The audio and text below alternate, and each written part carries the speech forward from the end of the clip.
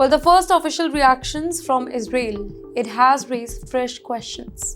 Reports indicate Israeli leaders remain committed to maintaining military position that they consider vital for security. Well, that position may complicate effort to stabilize the entire region. Why? Because peace processes, they rely on trust. And trust becomes very difficult when major players they disagree about the next step. Here, Israel says its security concerns remain unchanged.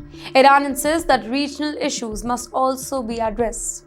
In the meantime, the US hopes diplomacy can kind of reduce tension and create a roadmap for long-term stability. Well, each side has its own priorities.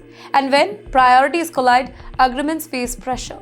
Israeli officials, they argue that withdrawing too quickly from sensitive areas, it could create new security threats. But others believe that diplomatic opportunity, it should be given maybe a chance to succeed. And that is why experts, they often say that peace is not a destination. It's a process, a long process rather, one that can move forward one day and face obstacle the next. Well, the coming weeks may determine whether this particular agreement becomes a lasting breakthrough or just another missed opportunity here. But while world leaders they argue over strategy, one Indian family is asking a much painful question. What happened to their loved ones? Not everybody in Iran is celebrating. That's right, reports suggest protests have emerged in multiple cities and the anger, it is directed at Iranian leaders involved in the negotiations here. Can you think about that irony for a second?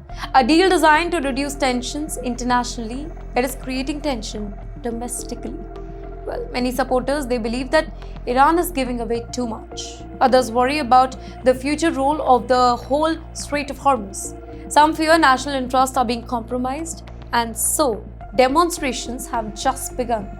Crowds have gathered, slogans have been raised, political pressure, it is now building.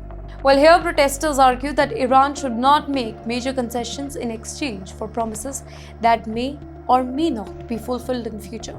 Here some demonstrators, they have reportedly called for the resignation of senior officials involved in the negotiations here. Well, their message quite simple.